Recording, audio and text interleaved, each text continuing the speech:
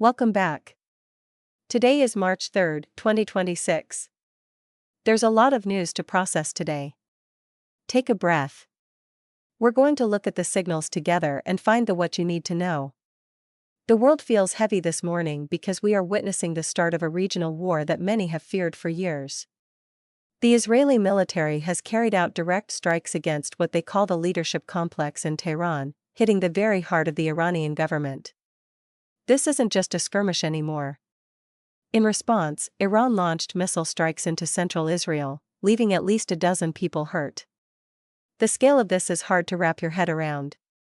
The U.S. military says it has already hit over 1,700 targets. Think about that for a second.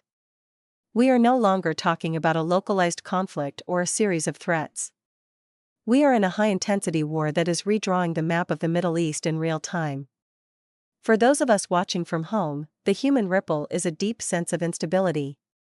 It feels like the safety nets we've relied on for decades are being pulled away, and the world is entering a period where the old rules of diplomacy simply don't apply anymore. That instability hit even closer to home with the news that 6 of our own service members were killed in a drone strike in Kuwait. It happened at a makeshift operations center, and the report says there were no sirens and no early warning. It's a heartbreaking reminder of the cost of these escalations.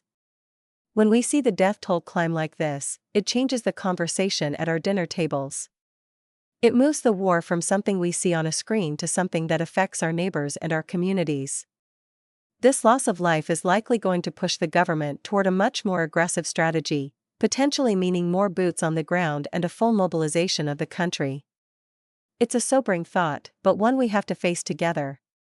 We're also seeing our sovereign soil being targeted, with drone and missile strikes hitting the U.S. Embassy in Riyadh.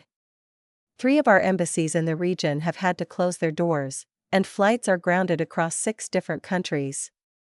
Thousands of Americans are currently stranded, trying to find a way home while the traditional safe havens of diplomacy are disappearing. It's a frightening moment for anyone with loved ones abroad. As this war widens, the ripple effect is reaching our wallets and our economic security. The White House is now sending the U.S. Navy to escort energy tankers through the Persian Gulf and is even offering government-backed insurance for those shipments. Essentially, American taxpayers are now directly paying to defend the global oil supply. We're doing this to prevent a total economic collapse at home, but it highlights just how vulnerable we are to events thousands of miles away. You've probably seen the numbers on the news, with the Dow swinging 1,200 points in a single day and oil prices jumping nearly 5%. This isn't just a number on a screen. It means the price of gas to get to work and the cost of the groceries you buy this weekend are going to keep climbing. The fear of a long recession is becoming very real for many families who are already feeling the squeeze of inflation. Even the way we fight is changing in ways that feel like science fiction. Reports are coming in that the U.S. military is now using consumer-grade artificial intelligence, like Claude and OpenAI, to help make battlefield decisions and run surveillance. This is a massive shift. We are moving toward a world where autonomous systems are part of the life and death decisions of war. It's moving faster than we can regulate it, and it raises a lot of questions about who is actually in control. At the same time, we're seeing a shift in how our legal system handles responsibility here at home. In a landmark case in Georgia, the father of a school shooter, Colin Gray, was found guilty of murder for his role in his son's actions. This is a huge legal door that's been opened. It sets a precedent that could hold millions of parents legally responsible for what their children do with household weapons. It's a moment of accountability that will force many families to have very difficult conversations about safety and ownership. The tension isn't just overseas or in the courts, it's boiling over in our own government.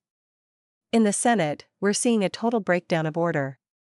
Senator Tillis is threatening to block all proceedings because of frustrations with Homeland Security Secretary Kristi Noem. The rhetoric has reached a fever pitch, especially after Noem referred to American citizens killed by immigration agents as domestic terrorists. When the government starts using that kind of language about its own people, it signals a deep erosion of trust and stability. This friction is also playing out between the states and the federal government. In Minnesota, prosecutors are actually investigating federal immigration officers for their conduct during recent operations. This is a direct legal confrontation between a state and the federal government, and it could lead to a major constitutional crisis over who has the final say in law enforcement. It feels like the gears of our democracy are grinding against each other, creating a sense of friction that makes it hard for anything to get done. We are also seeing a major shift in the balance of power within our schools and our personal lives.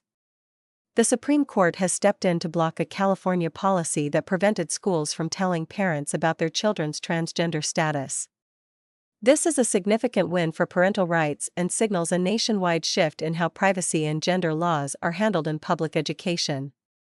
At the same time, the court is looking at whether people who use marijuana should be allowed to own guns.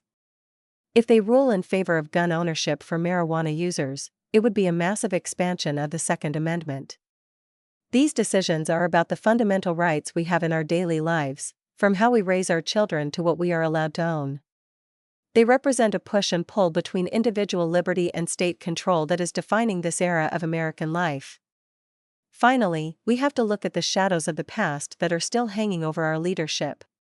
Commerce Secretary Howard Lutnick has volunteered to testify about his ties to Jeffrey Epstein as the investigation into those files heats up again. This probe is reaching into the highest levels of government and involving names we've known for decades. It's a reminder of why so many people feel a deep distrust in our institutions. Meanwhile, in Texas, the call for a total halt to immigration has intensified following a mass shooting in Austin. The tragedy is being tied directly to national security and border policy, leading to even more restrictive measures on movement. In the middle of all this, the Labor Department is facing its own internal scandal with top aides being forced out. It's a lot of instability to manage all at once, especially when we need the government to be at its strongest to handle the economic fallout of the war. The news was heavy, but you are not carrying it alone. Stay connected. Stay present. We are right here with you. See you in the next brief.